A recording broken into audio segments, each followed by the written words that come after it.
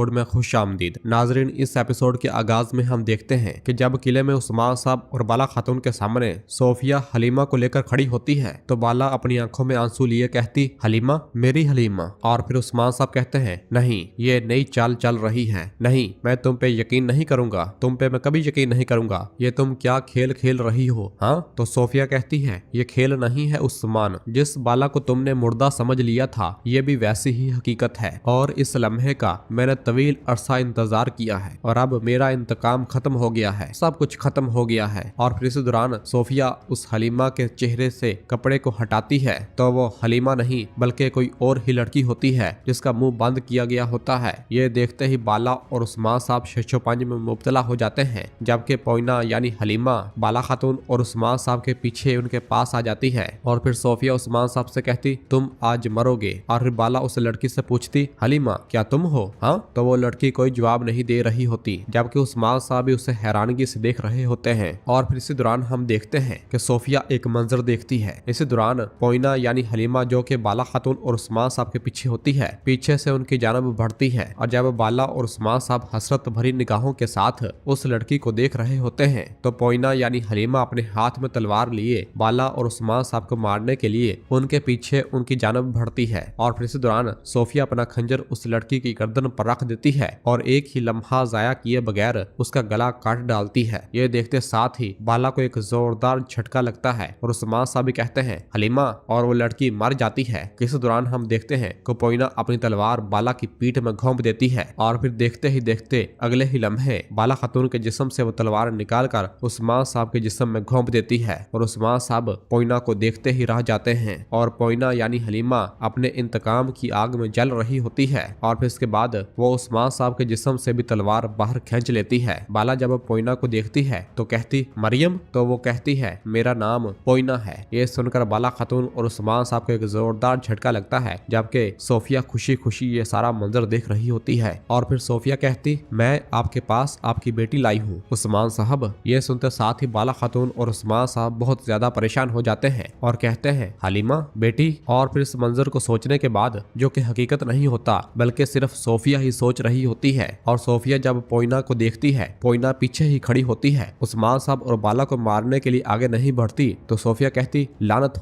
हो पोइना, तुम्हें क्या हो रहा है? और पोइना पीछे ही खड़ी रहती है और वो भी बहुत परेशान दिखाई दे रही होती है। और फिर इधर उस्मान साहब सोफिया से पूछते, अब क्या चालें चल रही हो? हाँ, तुम क्या चालें चल रही हो? मैं तुम पे यकीन नहीं करूंगा, मैं तुम पर कभी यकीन नहीं करूंगा। तो सोफिया कहती, तुम यकीन करोगे उस्मान, मैं बरसों से इस लम्हे का इंतजार कर रही हूँ। मैंने ये खेल एक दिन में तरतीब नहीं दिया, सब्र के साथ फूंक फूंक कर कदम रखे। मैंने तुमसे तुम्हारी बच्ची छीन ली उस्मान। जबकि पीछे से पोइना ये सारा मंजर देख और सुन रही होती है। और फिर बाला सोफिया के साथ खड़ी लड़की से पूछती, हलीमा, क्या तुम हो बेटी? हाँ, क्या तुम हलीमा हो? हाँ मेरी प्यारी। बाला की ये तमाम आवाजें पोइना के कानों में गूंज रही होती हैं और उसे कुछ भी समझ नहीं आ रहा होता कि वो क्या करे। और फिर उस्मान साहब सोफिया से कहते हैं, मेरी तरफ देखो, अगर तुम मेरी हलीमा को छूती हो, जो तुम कह रही हो, अगर ये हकीकत है तो फिर मैं तुम्हें मार डालूंगा। तो सोफिया कहती है, मैंने तुम्हारी बेटी की, तुम्हारी सारजमीन की दुश्मन, एक हकीकी ईसाई जैसी परवरिश की है। मुझ पे यकीन नहीं है तो बाला से पूछो, इसने इसका तावीज देखा है। और फिर इस दौरान बाला उसी तावीज को निकालती है और उस्मान साहब को दिखाती है और कहती, ये ठीक कह रही है उस्मान, ये मैंने अपने हाथों से लिखा था, ये ठीक कह रही है। और बाला उस्मान साहब को वो तावीज दिखाती है। उस्मान साहब पूछते, बाला, क्या ये सच है? तो बाला कहती, हाँ, ये हलीमा का है, ये उसी का तावीज है। ये सुनकर उस्मान साहब भी थोड़ा शक में पड़ जाते हैं। और फिर सोफिया कहती, मैंने कहा था कि तुम यकीन करोगे उस्मान, तुम्हारी बेटी की सबसे पसंदीदा कहानी सुनाऊं, भेड़िया और हिरन का बच्चा।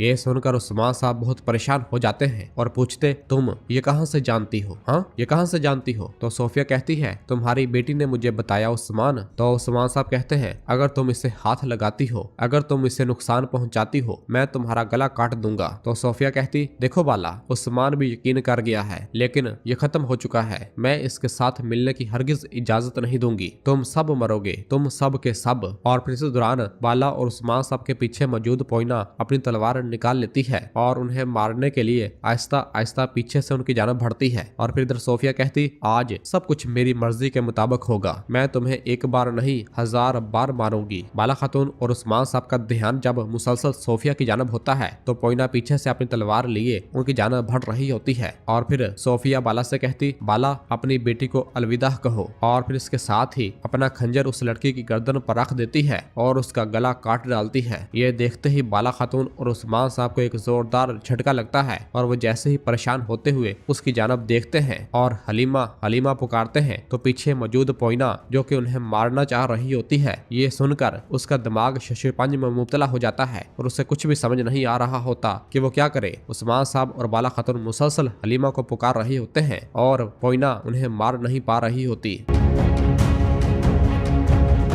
जबकि दूसरी जानब जंगल में हम देखते हैं कि जब ओलुगान, गद्दार, इल्बाए और उनके आदमी किले की जानब अपनी पेशकदमी कर रहे होते हैं और जैसे ही किले के करीब पहुंचते हैं तो इल्बाए कहता है, गिरजाघर का दिफा टूट गया है, मेरे जहन में आने वाले शकूक ठीक निकले। तो ओलुगान कहता है, उस्मान कब्र में जाने के लिए अपनी मौत का इंतजार कर रहा है, इस गिरजाघर में वो दर्द से बेहोश होकर घुटनों के बाल मुझसे भीख मांगेगा। और ये कहकर आगे बढ़ जाता है और बाकी सब भी उसके पीछे आगे बढ़ते हैं। जबकि इधर किले नमा गिरजाघर में उस्मान साहब और बाला खातून बाज़ंतीन सिपाहियों पर टूट पड़ते हैं और उनसे लड़ने लग जाते हैं, जबकि पोइना उन्हें मार नहीं पाती और उसके हाथ से तलवार नीचे गिर जाती है। यह सारा मंजर देखकर सोफिया को निहायत गुस्सा आता है और कहती है, लानत हो पोइना, लानत हो, ये तुम्हें क्या हो गया है। और पोइना मुसलसल शशुपंज में मुब्तला हो रही होती है। बाला और उस्मान साहब मुसलसल बाज़ंतीनियों से लड़ रहे होते हैं। इस दौरान रस्तियों भागता भागता पीछे से आता है और पोइना को पकड़ता है और उसे लेकर पीछे की जानब भाग पड़ता है। और इस तरह सोफिया का हलीमा के हाथों अपने माँ बाप को मारने का प्लान बुरी तरह नाकाम हो जाता है और उस्मान साहब अपने सामने आने वाले हर एक बाज़ंतनी को जहन्नम वासिल करते ही चले जाते हैं। यह देखकर सोफिया कहती, लानत हो, यह तकरीबन खत्म हो चुका था,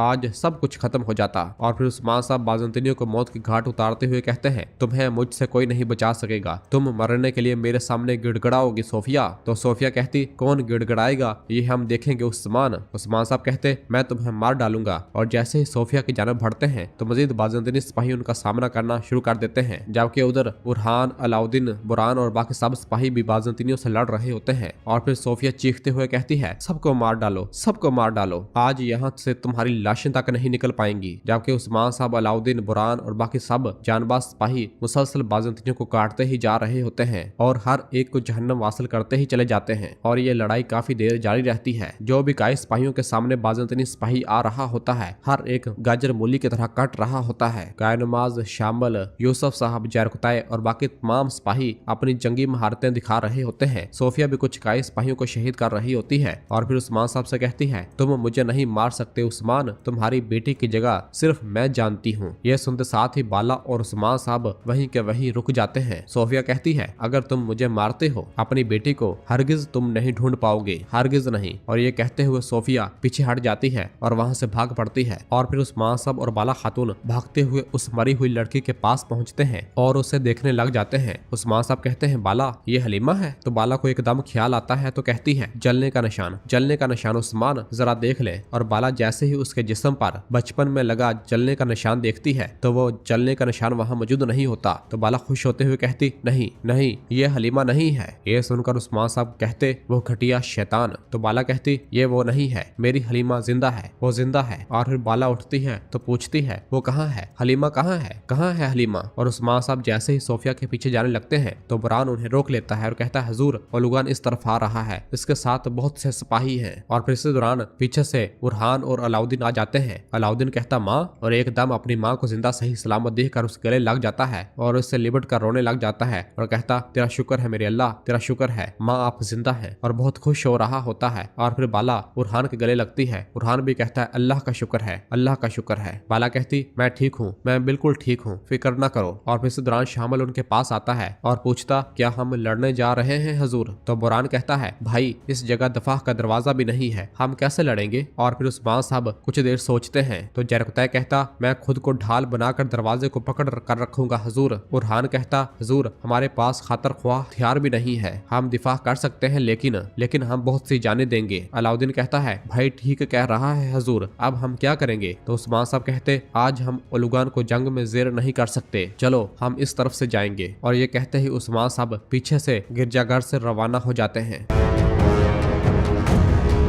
और नाजरीन इसी जगह पे एपिसोड खत्म करते हैं। मिलते हैं बहुत जल्द अगली एपिसोड के साथ। वीडियो को लाइक कर दें और जिन दोस्तों ने अभी तक चैनल सब्सक्राइब नहीं किया वो जल्दी से चैनल सब्सक्राइब कर दे और बेल आइकन यानी घंटी वाले निशान को भी प्रेस कर दे ताकि आने वाले एपिसोड्स आपको आसानी मिल सके। दुआओं में याद